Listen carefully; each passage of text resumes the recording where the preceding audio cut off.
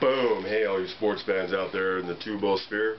Welcome to the one-man sports rant, Gen 2.0. I am your host, Wilt, the alternative ESPN, or in this case NBC, Sports Thrill. Winding down our Olympics-only format coverage. Ended today. I'm still catching up because that's a long story. So what is the OMSR Gen 2.0? Well, briefly, in Generation 1, we had over 200 plus shows. Been doing this 2 years March. Back to the tournament when UConn ran through. Lots of NFL, NBA, college football and basketball is our specialty. Stuff like that. It's not like we were covering every single sport event, but the important ones, the singular history moments ones. Blah, can't even talk straight after the marathon I've been doing this week. Like Baylor's Heisman Trophy and stuff of that nature. Indiana's last shot against Kentucky. Then the NFL comes a calling and ding me for the one time I ever put anything up NFL oriented, how the Super Bowl ended. So I talked to the gal who runs that division, NFL Properties LLC, there in New York. She told me straight up, they do not or will not ever give permission to anyone to use any sort of video highlight of that nature, even if it's only 10 seconds. So don't go there, because they will find you. They just sit around all day looking for videos on the social networking sites. Well, that sounds like a tough job, huh? So you might be saying, well, that's all fine and good, Will, but why else would I want to watch? It's not a 15-minute sports highlight reel. It's not 15 minutes of me flapping my gums. We do get to the heart of the matter, or to say there is a couple people involved in this project. Get to the heart of the matter by stringing together a nice vignette of the particular sports that we're covering. So you do get a little bit longer of a highlight reel that goes from A to Z, not suddenly starting out in the fourth quarter. It's nice to know how things got to the way they ended up in the first place. So we do a really good job of that. And so you get some interesting talk, if not entertaining, and it is brief. Now I know it may not be your cup of tea. You could fast forward on average 6 to 10 minutes. The beauty of doing the show is, you know, you're not ending up with a 1 to 2 minute sports clip, which is all over YouTube. That's not the goal of this show whatsoever. I'm not trying to get a million hits per show here. Doing my thing. Thing-a-ling-a-ma-jing. Alright, now I'm going to sound like Tank Neo's operator. The show is copyrighted to the OMSR with brief video highlights courtesy to NBC and the IOC. The OMSR does not own these video highlights, but does own all the original content and the concept overall here at Most Rights Reserved. We also adhere to 3 key premises of the DCA, Digital Copyright Act. And that is fair use, derivatives, and no money exchanging hands. Also a minority amount, you could throw that in as well. Alright, so basically what I've been doing is introducing the particular event that we covered, going to the Life Rant Sports Rant of the day, carried over from Generation 1, and do some interesting analysis on the clips. But for this show, I know I've done volleyball to death. I'm going to combine those two. The gold medal match between Russia and Brazil. Now anybody pro-Russian, I'm warning you, don't take too much offense. Listen to what I'm saying. Because nobody in sportsdom is going to take this tack. You won't hear this anywhere else. You're lucky you're getting this version, because I am Scandinavian, berserker through and through. When I first rehearsed this, it was coming off like, because, anyway, let's get to it. You know, Brazil's up 2-0, and then suddenly, Russia gets lucky again, like they did with the United States, comes back 3-0. Why? I suggest, or submit to you, that Mazursky is kind of like a ringer. Not that he's a ringer, but the Russians were willing to do anything to get their volleyball program winning again, like they used to dominate before. It's very Soviet bloc kind of thinking when you look at it. Chinese are the same too. So 7'2" guy on a volleyball court, I say the gold medal is somewhat tainted. Because if you gain an advantage and your sport is predicated upon a few physical attributes and you have more of that, it gains you the advantage, it's not as credible as, say, you know, if teams are evenly matched. You'll see there's like so many clips I can't analyze them all.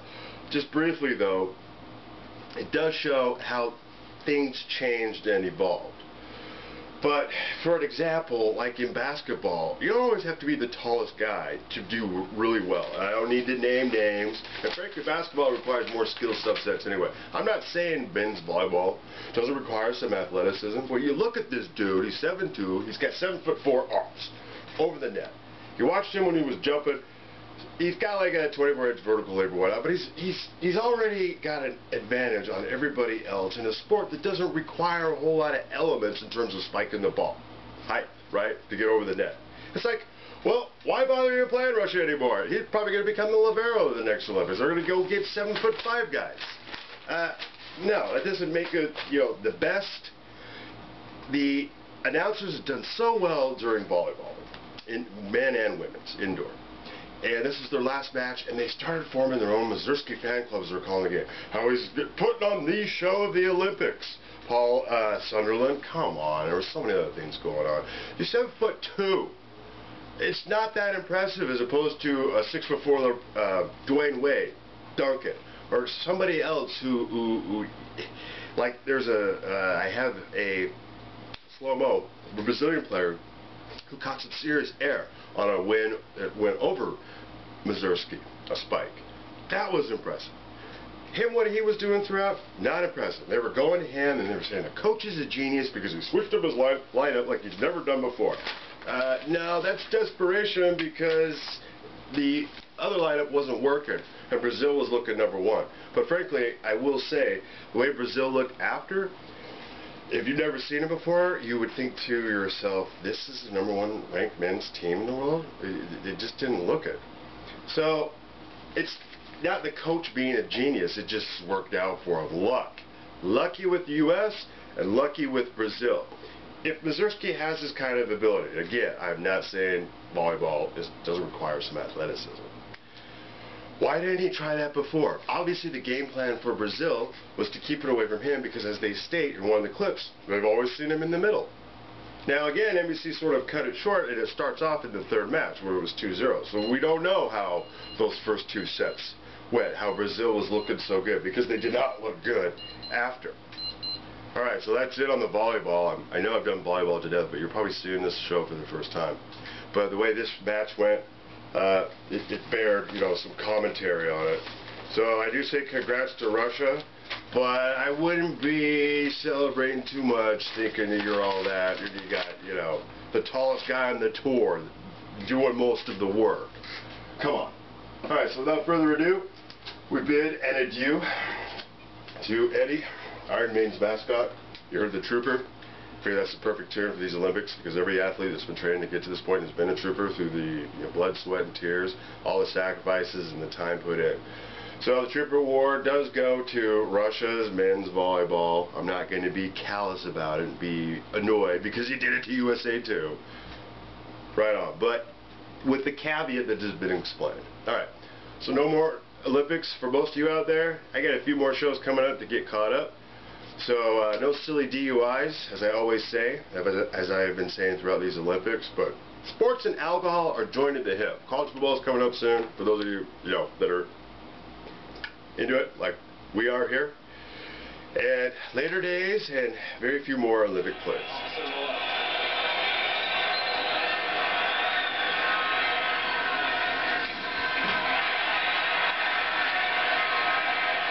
Russia for the lead. On the sideline. What a swing by Mazursky. 13 kills in the set.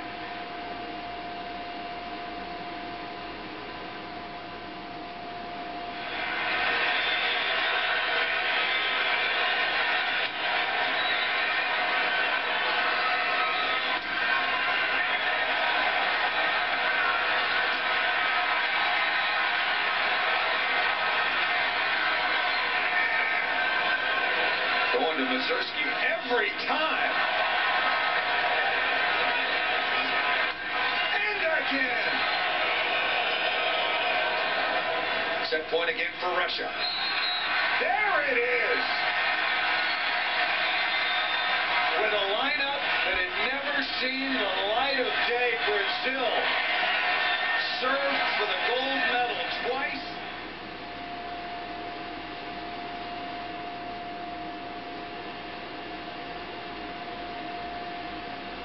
We've been looking for answers from Russia throughout the course of this match, Kevin. Now, what about Brazil? I mentioned earlier they look nervous to me. Get back to handling the ball.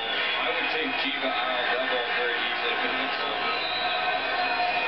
They need him every facet of the game. What an unbelievable performance. Dmitry Mazursky is putting on the show of the Olympics. Russia wins this match. Vladimir Alekno is going to be called a genius, and Dmitry Mazursky is going to go down in Olympic history.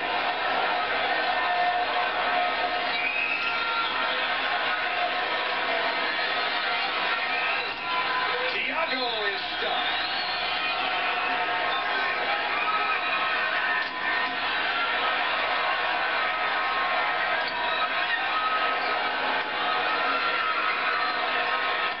Mazursky again missed it. He's missed the last 2 out of 3. No timeouts remaining for either side. It's up to the men on the court. Marilo's got to make a decision. How much does he put on this serve? Must be in the court. And he missed it. And he missed it by a lot. Not a bad pass from Marilo. Maybe he just wanted the ball back. And again, Dmitry Mazursky. What a run by Tainted. Tainted runs underneath, picks this ball up, allows Mazursky to attack rather than play defense. Young and old working together.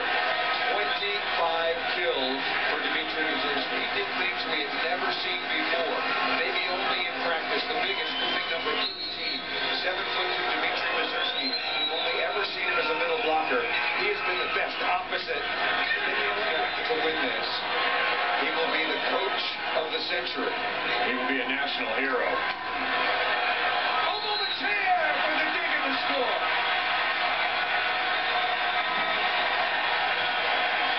One kill for the center, one kill for the libero.